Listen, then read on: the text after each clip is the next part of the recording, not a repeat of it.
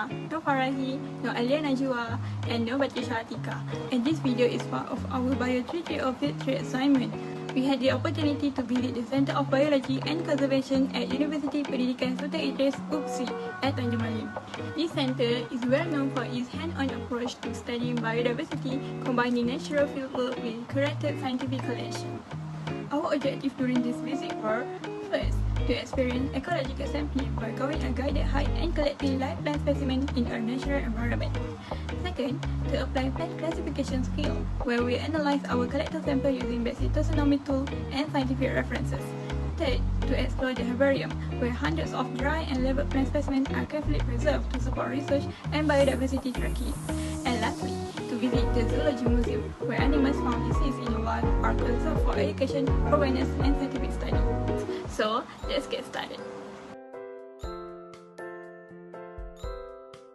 Our first destination during the academic field trip was the forest inside UPSI's Adventure Park, a perfect setting for hands-on learning in our first real fieldwork experience.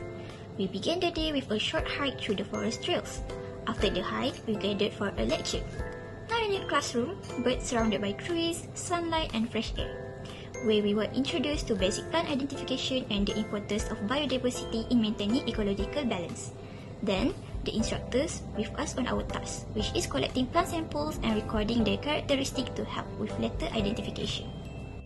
The briefing include what type of leaf to collect, what features to observe such as the texture, shape, and color, and how to properly handle fresh samples. We were also taught how to properly smell the leaf, which is interesting to me because before this trip, I thought you could simply sniff the leaf, but we learned that the correct method is to gently crush the leaf in your hand before smelling it to release the scent. Under the instructor's guidance, we set up our quadrat sampling plots and collected leaf samples from different areas within the plot to study species diversity and abundance. It was our first time applying this technique in the field, and it gave us real insight into how ecological data is collected. It was exciting to finally apply what we have learned in class to a real natural setting. We also explored the presence of rubber in trees. Did you know there are different colors of rubber, not just the common white?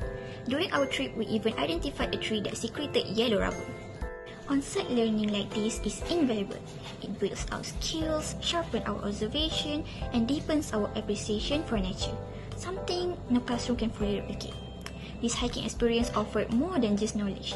It also helps us build our teamwork, as we help one another through the forest terrain. Along the way, we observed the diverse plant life and got a taste of what real-world ecological study looks like. At UPSI's Adventure Park Forest, we didn't just study nature, we experienced it. And that's the kind of learning that stays with us. Next, we attend a lecture about plant classification. We learn about characteristics of plant, different types of leaf arrangement, and etc. Also, the instructor taught us how to identify the plant that we collect from the jungle trekking. So, this is leaf arrangement that we learn. Firstly, opposite leaf arrangement, where one leaf insert directly opposite a leaf on the other side of the stem. So, this is contrast to an alternate leaf arrangement where it alternates up the stem. The third type is called whorl. The leaves are arranged in a circle around the stem. Then, simple leaf has only one blade, and compound leaf has more than one blade, called leaflets.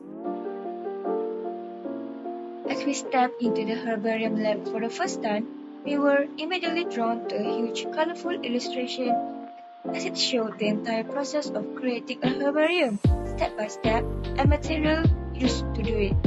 Firstly is pressing, drying, mounting and stitching, and lastly, indexing.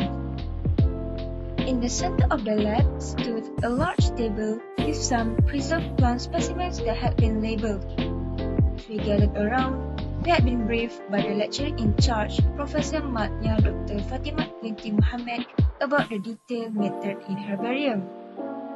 Next, Dr. Fatimah brought us to a special cabinet filled with completed herbarium sheets that she and her team had neatly arranged according to the plant families in alphabetical order.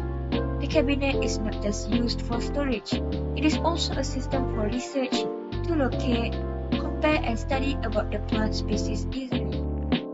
Interestingly, there is a second lab that are connected to the main lab. In the second lab, we saw herbarium species that are still in progress, fresh plants waiting to be labeled, mounted and stored.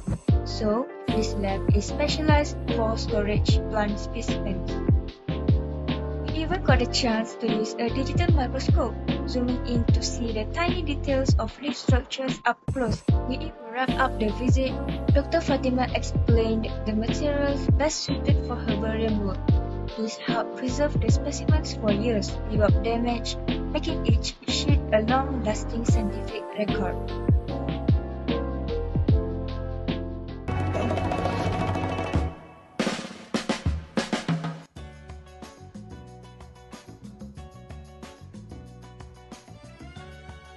After finishing our herbarium session, we continued our journey by visiting UPSI's zoology collection, and it was truly an eye-opening experience. Before diving into the preserved displays, we were given a detailed explanation on how zoological preservation is done and how long the university has been curating the collection. If I'm not mistaken, they have been preserving specimens for around 13 years now.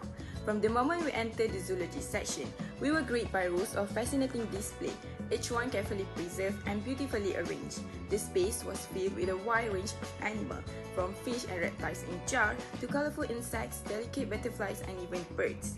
One of the first things that caught our attention was the collection of fish specimens. There were both freshwater and marine species, some large, some small. As we moved further, we discovered cabinets filled with butterflies. The butterfly collection in particular was stunning, so many colors and shapes, and each one preserved with such care. Next, we spotted the bird section featuring preserved specimens of local and migratory birds. Seeing the fine details of their feathers and beaks up close was something you don't often get the chance to experience in real life. One part that really caught my attention was the snake specimen. The lecturer explained how the teeth of the snakes are specially shaped, sharp and slightly curved to grip their prey and make sure it doesn't escape. The teeth are designed so they don't easily detach, which plays a key role in how snakes feed. It was something I had never thought about before, and seeing up close made it even more fascinating. We also saw jars containing small animals like snakes, amphibians, and other tiny creatures. This gave us a close-up look at animal anatomy. It felt like the textbook had come to real life in front of us. One of the most important things we learned is that this zoological collection isn't about showing off animals. It's about education, research, and conservation. These animals weren't hunted. Most of them were either rescued or collected after natural death, showing deep respect for wildlife and the environment. And that wraps up our academic visit to the Center of Biology and Conservation at University Pendidikan Sultan Idris. Through this field trip, we not only just learned theories, but we experienced the real application of what we have studied in BIO330. We saw how ecological sampling isn't just about collecting plants, it's about careful observation, responsibility, and respect for the ecosystem. We practice plant classification. It challenges us to apply scientific thinking and understand how every detail in leaf or stem led us to know its species. At Herbarium, we realized how preserving plant specimens supports long-term research and keep a historical record of biodiversity. And at the Zoology Museum, we saw how even animals far after death can still educate, inform, and contribute to conservation efforts. This journey reminded us that biology is everywhere, whether in forests, in preserved specimens, and in the action we take to protect life. This field trip may be part of an assignment, but the lesson we taken from it will last far beyond the classroom. And that's all from us.